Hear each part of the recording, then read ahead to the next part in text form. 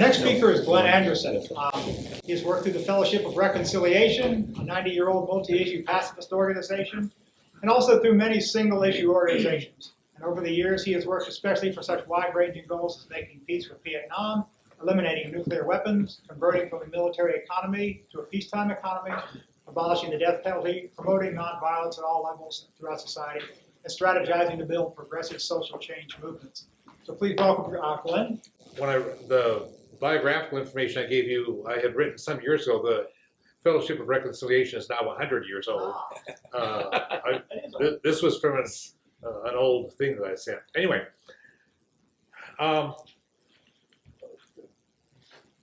to change the status quo, including the long-term militarization of our society and the distortion of everything that entails, to change the status quo, we have to do some fresh thinking. And so I'll engage us in that. In the next few minutes, I'll share some different ways to do some fresh thinking and some different dimensions for that, and invite us to move through that. I'd be happy to share stuff during the Q&A beyond what I can do here. So for example, I don't have a number of the things that these folks have mentioned before me. I have examples of things that I have done or participated in, but I don't have, except for a few cases, visual aids or examples, but a lot of good movement activities. A good starting point on anything is to pay attention to what is going on, to really observe, and then to also understand what's behind what we observe. So we need to learn all that we can about foreign policy, about militarism. We need to learn about the underlying assumptions and the underlying psychological and spiritual aspects that drive these. And our guests have talked about a number of those. They're pretty wide-ranging. So we need to address underlying assumptions on the underlying cultural aspects, such as patriotism and American exceptionalism, and what's been called the myth of redemptive violence, the notion that you see at the end of every movie where the chase scene and the shootout on Main Street or the blowing things up, the violence is what solves the problem at the end of the movie. That's baloney. The myth of redemptive violence not only makes movies, but it also makes our foreign policy, so that when people say, oh, there's this crisis in Syria, we got to do something, the assumption in this country is we have to do something violent. It's not about solving the problem, it's about who can we bomb, who should we give weapons to. And that kind of assumption we need to get rid of and really understand what's going on and understand how we get trapped in those kinds of thinking. So use these insights when we watch or read the news. Look what's going on behind the headlines, behind the paradigm, and especially seek out alternative news sources. Besides observing what happens out there, be mindful of what we and other people are feeling inside, not only in our heads, but in our hearts. Go deeper than just a rational analysis and pay attention to your heart, pay attention to your spirit. What does your conscience say? And pay attention to what militarism and our violent foreign policy is doing to other people, not only their bodies, but also their minds, their hearts, their spirits. How are we disrupting? How are we destroying other people's sense of humanity? I mean, this should be what's going on and not just what's in our national self-interest. We also need to pay attention to our own needs and values in a more profound way. We have to ground ourselves in humane values and recognize other people's values and the potential to strengthen their humane values as we interact as all one human family. As our speaker said, comes even out of Vietnam culture, it comes out of a lot of culture, a lot of religions. Recognize the oneness of all human people. So if we ground ourselves on that, we will not let the government pit us against other people and treat each other as enemies. The Fellowship of Reconciliation that I work with as a volunteer and have for more than 40 years began at the beginning of World War I when a German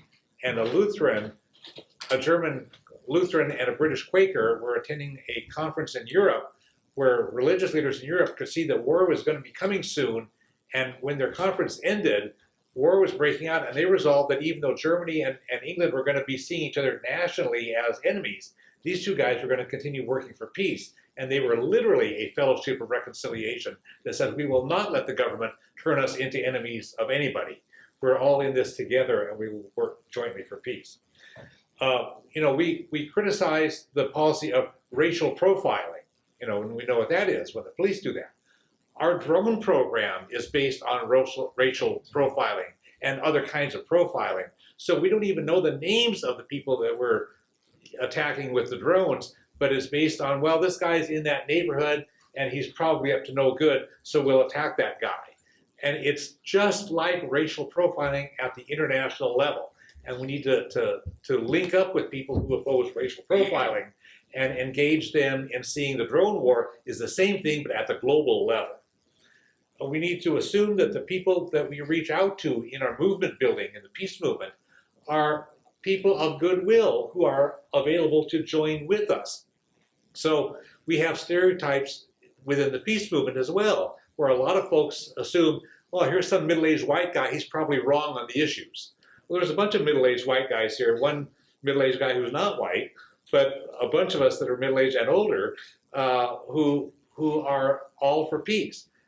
When I do peace vigiling, hold signs for peace every week, and I've been doing this for decades, people go by and sometimes some middle-aged guy in a big pickup truck will wave the peace sign, honk and wave support. We've had all ages, all demographics, all kinds of vehicles where the people in those cars are showing support as passersby, pedestrians and stuff. Don't assume that just because somebody drives a big pickup truck, they're going to be wrong on the issues. Many are on our side. There's some reason why they have to have a big pickup truck. Or maybe they just haven't converted all the way toward being as righteous as bicyclists are. I don't know. But do not blame people if they're not as savvy and sophisticated as we are. Welcome them in and help people move in our direction. We need to do things and help other people do things that will act upon our best values and meet our real needs. And expanding the numbers of people doing good things and building that movement is how you resist war. So you think of resist war, and you think these bold actions, like Peter's example with the railroad tracks, and I've participated in those in actions like that on railroad tracks up here going into Bangor, where the Trident submarine base, the nuclear submarine base is now. During the Vietnam War, a lot of the ammunition going to Vietnam was shipped out of the ocean-going port at Bangor, and people, including me, a bunch of us were on the railroad tracks on Nagasaki Day of '72 saying, don't send any trains today, we're going to be on the tracks. And they didn't send any trains.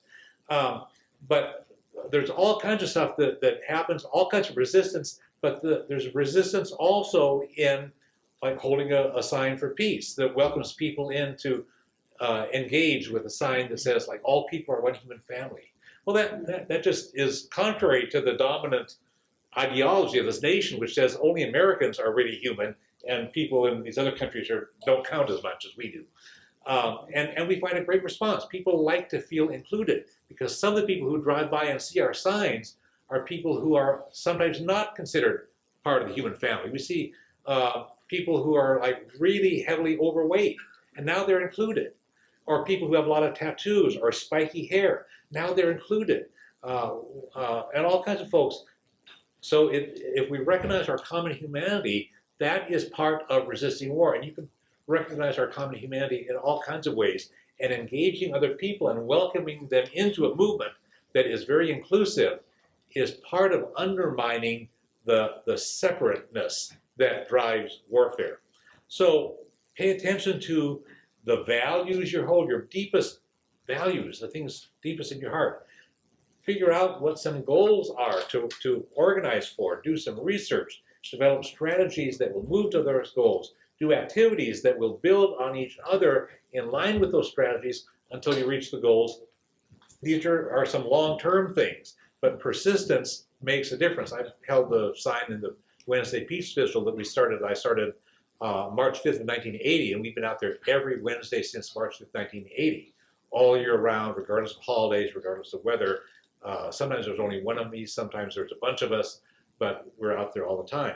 Persistence is necessary, even in our society that values short-term stuff. So be working on long-term issues, but be willing to flex if some urgent need arises that you can flex to and accommodate both. We need to be building movements from the grassroots up to resist war.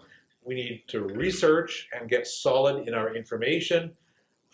Goals that we set should be bold but achievable. If it's too far out, people can't really get a handle on it and you can't make it. If it's too short term, it's not inspiring enough to pull people in to say, wow, we can do this. So bold but achievable. The term activism sounds to me like sort of a frantic, let's just do a bunch of stuff. And I refer to myself rather as an organizer because that sounds more strategic, more goal-oriented, and it's more inclusive. It engages people. So think of yourselves as organizers for resistance, not just like frantic activists that can sound like my dad used to say, a fart in a skillet. Figure out where your strengths are, where your unique abilities and skills are, and use those. Some people are good at using music, and they can use that for the movement to resist war and militarism. Some people are good at research and writing or public speaking. Some people are good at fundraising. Some people are good at donating financially. People have all kinds of skills. There are some people who will write to Congress, but they would never sit on the railroad tracks to block the ammunition train. Other people will sit on the railroad tracks to block the ammunition train, but they never write to Congress.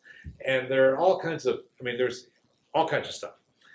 So go with where your strengths are, your values, what you see as strategically useful, and engage with other people and find out what they're good at and their interests are and how they might help. Some people are really good at baking cookies to share at meetings, and those people are useful too. Connect with ongoing, stable peace organizations and other justice organizations. They provide a context. They also provide ongoing working relationships. There are some people I work with in the peace movement that I've been working with for decades and decades. And that's an important grounding. And also, if you're going to be taking bold actions or devoting a chunk of your life to this, it's good to be grounded with other people whom you value and trust and have an ongoing relationship, because part of what you're doing is in solidarity with the people that you care about, and that can help you do things that you could not do if you were just an isolated individual. Also notice how the issues are interrelated. We've had some examples of this already. I wrote this thing a while back. The climate is a peace and justice issue. I've got copies if you want that, we can do that. Back during the 1950s, when I was in kindergarten, they told us that in case of nuclear war, you need to duck under your desk. And this was a brand new school. The school had just been built. We were the first class there in 1954. It was a modern building, had all glass. Windows all the way along. But if you hide under your desk, you can protect yourself from nuclear war. Yeah. As a 5-year-old, I knew that was bullshit. And I lived 2 miles from home, so I was too far away to walk home in case of a red alert, which is like 30 minutes or less warning. But duck on your desk and be safe. There was this, the nation was absolutely stupid in thinking that fallout shelters would save us, where they'd have fallout shelters in their buildings. The Fellowship of Reconciliation created this poster that says, this house has no fallout shelter. They were calling bullshit on the national deception that nuclear war is survivable and even winnable. Mm-hmm. And so you could get these and post it in your house and say, I'm not buying it. It's like the newspaper ad in the Times. It's like I'm publicly saying, heck no. They also did multi-issue linkage. This poster came from 1962. They had the National Fellowship of Reconciliation had a program called Shelters for the Shelterless. So besides resisting fallout shelters, they also said, instead of spending money on that, we have some people who actually are homeless. Some people have no place to live. Right. And so they said, instead of spending money on fallout shelters, let's create places so that everybody who is homeless will have a place to live. This was from 1962, connecting the issues. So that's really important to connect the issues. We can organize opposition to war and militarism by reaching out with and connecting with different kinds of constituencies. We're here at a college. Schools are good. K through 12 can do things even, as well as in college. Mainstream media, there are ways to interact with them. There are ways to do our own alternative media. You can connect with the religious community, the religious institutions, and people motivated by religious values have done a huge amount for peace and justice and human rights. There's all kinds of growing number of faith-based groups working to protect the environment and the climate, moving toward abolishing death penalty, all kinds of stuff. So the religious community, economics, business, labor, there's all these people have an angle in like 1970-ish or something. I knew the Vietnam War was doomed when there was a big march on Wall Street of business executives against the war. When Wall Street business executives march on Wall Street in opposition to the Vietnam War, you know it is not sustainable, that war. So reach out to find who and how you can connect with them. The arts and so forth, and persist over the long haul. There are a number of ways of resisting war based on the kinds of considerations that we've talked about. Choose what's right for you. Some people can do one thing, as I say, and some people feel skilled or drawn or motivated to do something else. Pay attention to your values, your insights, your strategy, your other personal factors. Not everybody needs to be arrested. I've never been arrested, and it's possible to be a lifelong activist and never get arrested. Other people find that getting arrested is part of who they need to be, and that's good. So pay attention. Find out what kind of skills you have to offer. Nonviolent civil resistance, breaking laws, is one of the many ways. Some people choose to resist war taxes.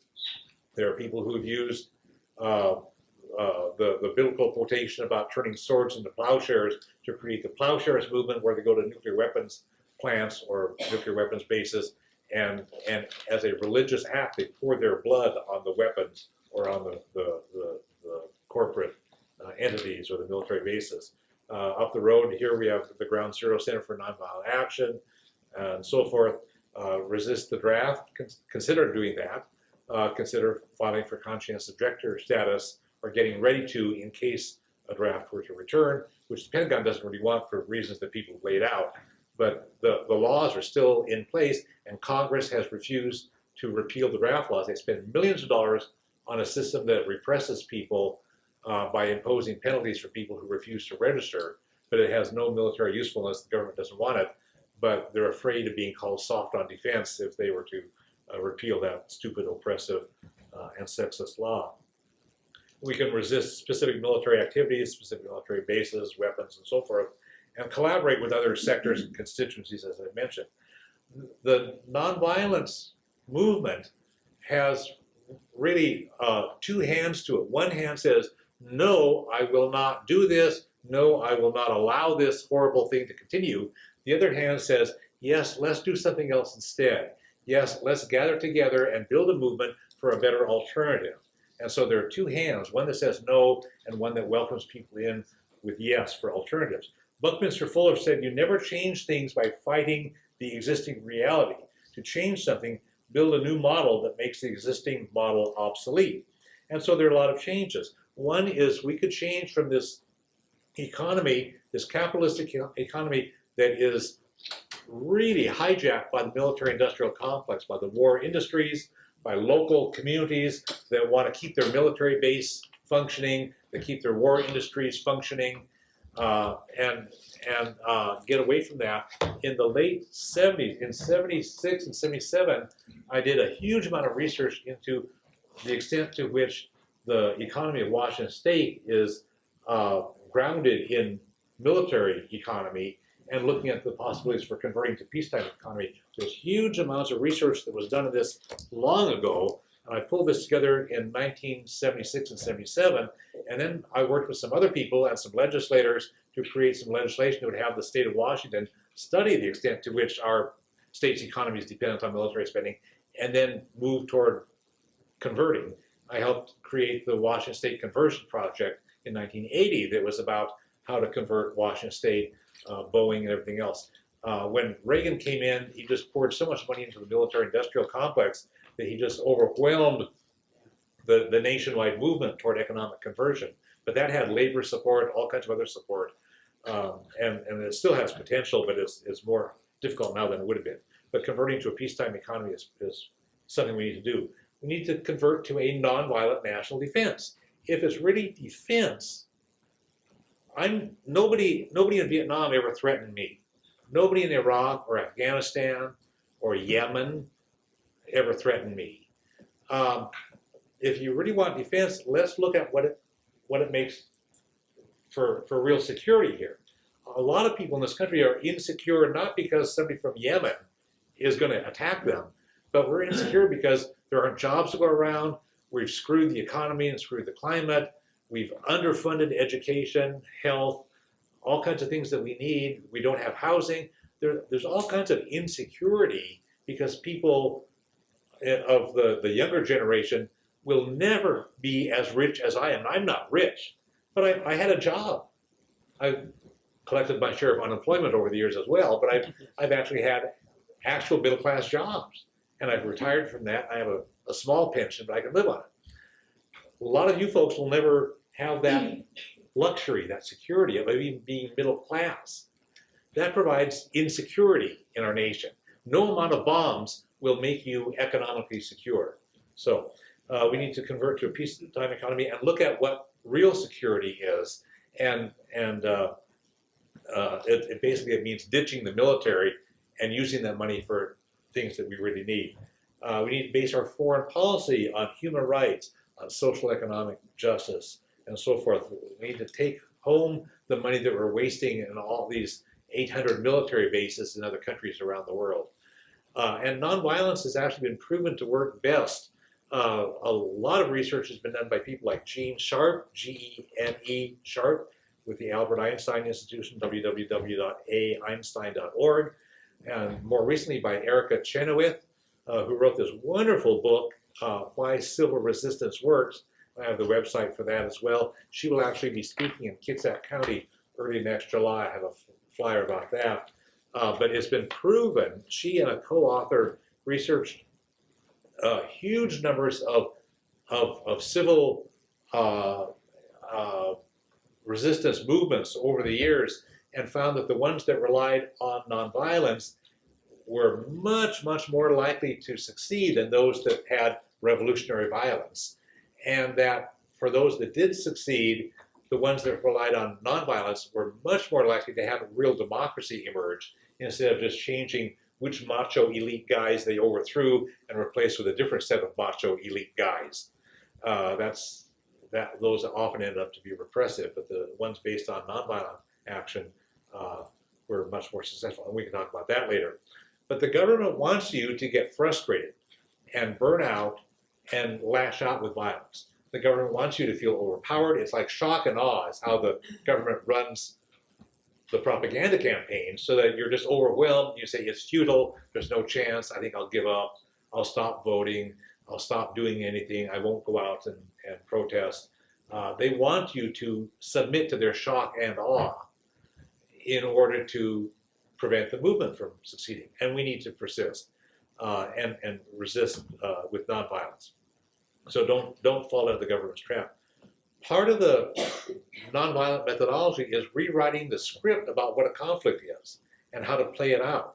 So it's just like in other kinds of ways of getting out of tight jams. You rewrite the dialogue about what the script is, and you can act out with some nonviolent ways. Anyway, so lots of, okay, so we're done. I'm right down to the last part, which is be positive and effective, which is way more fun and way more effective than being negative. Thanks. Thank you.